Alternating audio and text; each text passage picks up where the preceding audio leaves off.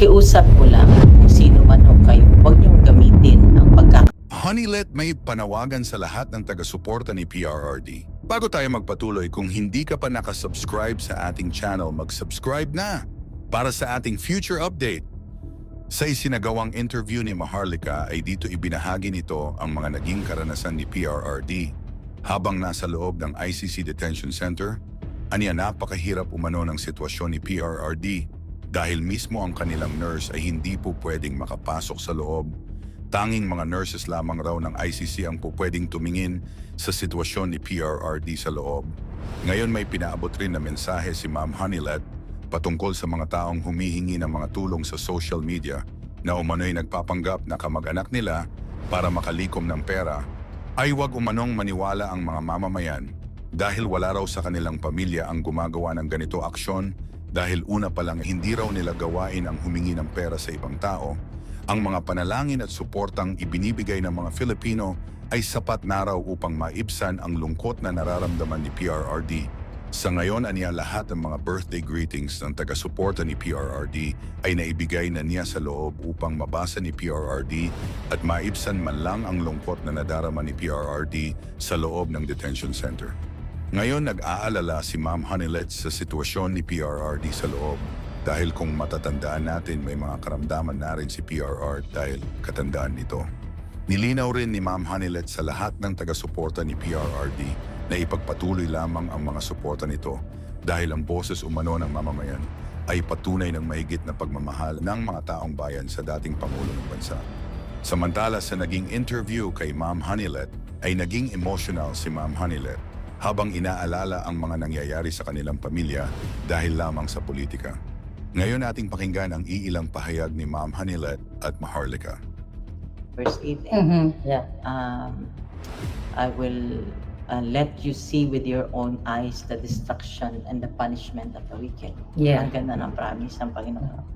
So very positive po si PRRD. Ano yung parang pinaka-importanting mensahe niya sa inyo nung time na nag-visit kayo sa kanya? Nung kinwentuhan ko kasi siya kung ano nangyayari sa labas, sabi ko, ikaw na ayaw mong ipaalam, ayaw mong magpa-istorbo tuwing birthday mo, natutulog ka lang. Ngayon buong mundo ang nag-celebrate ang birthday.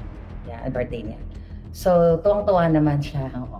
So, Masaya siya. nagbanggit ba siya na, like personal messages sa Pilipino, mga kababayan natin? Sabi niya, salamat sa suporta at sa pagmamahal.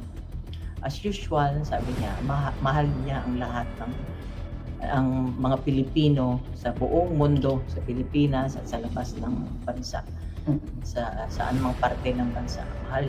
Yun naman talaga miski na ng presidente siya, mas minahal pa nga niya at ang Pilipinas. Yeah. So, ako po talagang nag-travel din ako para ma-witness talaga namin yung pang-aapi sa family ninyo. At lalo na kay Pangulong Duterte, kitang-kita din naman namin na million tao talaga ang nag-support sa inyo. Pero ako po ay bilang isang just an ordinary citizen, marami din lumalapit kasi sa akin ng mga tao. Minsan nagpe-pretend na they are connected with you, or I don't know, may mga nung kahapon sa ground nandoon ako, may mga pinaparating sa akin na mga information na may mga taong nangihingi ng tulong in behalf of your family. Inaalaw niyo po ba yon? Hindi. Pakiusap ko lang kung sino man ho kayo, huwag niyong gamitin ang pagkakataong ito, ang trahedya namin. Yeah. Kung kayo ay sadyang nangangailangan sa buhay, parang awa niyo na ho, huwag niyo ho gamitin ito.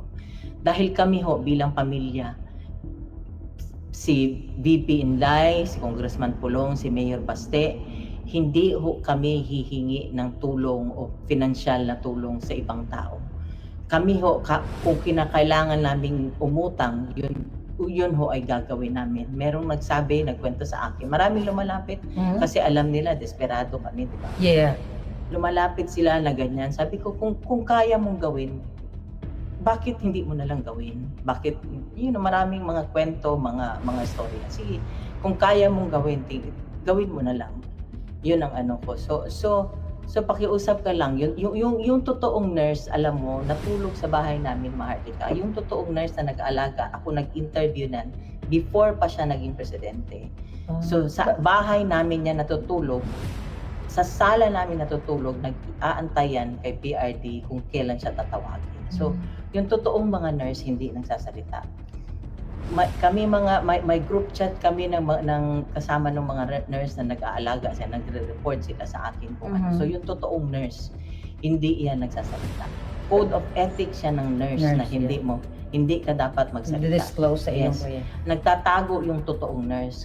Kung nagpapanggap ka na ikaw nag-aalaga ng nurse ka, parang mahiya ka naman sa totoong nurse na nag-alaga, nagpupuyat sa kanya.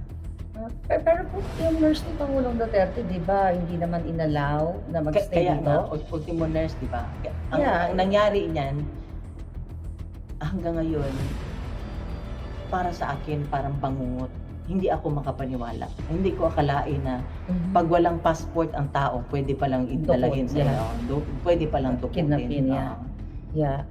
Kasi ako, yun nga yung mga nakakarating sa akin ng mga mensahe na may mga nagpapanggap, no, na mga taong nag-connected sa inyo or kakilala or kamag-anak kayo. Yung iba hindi ko naman talaga kilala, kayo lang naman ang kilala kong mga relatives niya. So ang sa akin lang, ma'am, pinararating ko lang sa inyo kasi sa akin din may lumalapit kahapon nga po, may mga nag-aabot ng mga what do you call it, mga sobre, mga birthday cards. So sinasabihan ko sila na yung family ninyo, which is in-announce ni Inday, hindi nanghihingi ng financial help. But birthday greetings is fine. Birthday greetings, mga cards. Okay so meron lang. Kasi pala pampaano ng ano niya. yeah. Dinala ko nga yung iba, pinasign ko na yung pinabati ko nga para lang maanuhan siya. Yung alam mo, para maanuhan ng yung spirits niya, at gumaan yung loob niya, maging sumaya siya ng konti doon sa mga pagbati ng mga tao. So kasi may mga nurse pala nagpapanggap. Ang alam ko parang may mga nagvo-volunteer dito sa Dahig, pero may mga Nag-contact nagpapanggap ako. din pala ng mga nurse daw. Alam mo, Pangulong ang nangyari Duterte. niyan, siyempre ako nurse, registered yes, nurse yes, ako. yes. So, kinontak ko na sa pag alis pa lang nila, kumontak na ako, yung sa PRC sa Davao. Davao, okay. Sabi ko, tulungan mo ako makahanap ng nurse doon. Dito. Sabi ko, sabi ko, whatever na i-remit wire transfer Wire ko ang transfer yung sweldo sweldo. ko. Ang sweldo niya papunta dito. Siya nakakontak ako, natawagan ko, ma'am, ganito. It turned out, wala lahat, bawal lahat. Pa-ultimo yung nurse na personal nurse niya na before siya tumakbo ng presidente na in-interview ko. Kasi mabuting tao yun, mapagkatiwalaan mo talaga. When it comes sa pera, mapagkatiwalaan mo. Hindi pinasama. Kaya nga, nung tinawagan ko na, alam ko nakalanding na, nung tinawagan ko siya, nag-iyakan kami, ma'am, hindi kami pinasama. Yun ang So, yun, kami nga ni para lang mapaano ko sa inyo na ang pamilya namin hindi ho manghihingi o magsosolicit sa inyo ng kahit na anong financial na tulong. Kami nga ni BP Inday nagtutulakan. Nung nasa Davao pa ako, sinabihan ko na si Inday. Sabi ko, bigyan mo ako ng magpadala ako. Paano ko ipadala? Hanggang ngayon hindi niya ako sinasagot. So ganun kami. So yung mga makapalang mukha diyan, parang awa niyo na. Parang awa niyo na. Yeah. So, for the record, mga kababayan, wala pong nurse si Pangulong Duterte dito sa Dahig except yung nandoon sa ICC kung sino man yung assigned ng institution. Tama po ba? Hindi ko talaga alam, malabo ang ng loob sa loob. Hindi ko alam, marami akong hindi alam. Pati sinasabi lang nila ganito. Basta ako, sinabi ko lahat, anong sitwasyon niya, sinabi ko lahat kasi medical history niya, Yes. kung ang niya, yun lang ang kaya kong sabihin. Ibigay. Pero yung sila ang magbigay, yun ang mahirap kasi sila ang hindi nagbibigay ng kung ano ang information. Yun ang Pero yung medical history ni PRRD na i-forward na sa kanila lahat, tama ba sa ICC? Inaasikaso ng mga doctors na. Inaasikaso kasi kailangan, sino bang 80 years old ang hindi na Nangailangan ng healthcare, ng kalinga, medical Yes, attention, medical whatever, di ba? 80 years old, sino bang hindi nangailangan na? Alam niyo, natuwa ako kasi I was there, no, na nagsasalta si Inday sa Taong Bayan na nagkakasundo kayo dahil sa schedule kung paano mag-take turns kayo. sa pagbisita kay PRRD. Kami na mga sumusuporta kay PRRD sa family ninyo ay talagang natutuwa kami na sa ganitong klaseng sitwasyon ni PRRD, nagkakaisa po kayong mga magkakamag-anak. So yan na lang yung tinitignan namin, dun din kami humuhugot ng lakas bilang mga supporters ninyo. At ako naman nasad dahil for the first time na narinig ko sa inyo na mayroon palang nagpapanggap na mga nurses or whatever kay PRRD.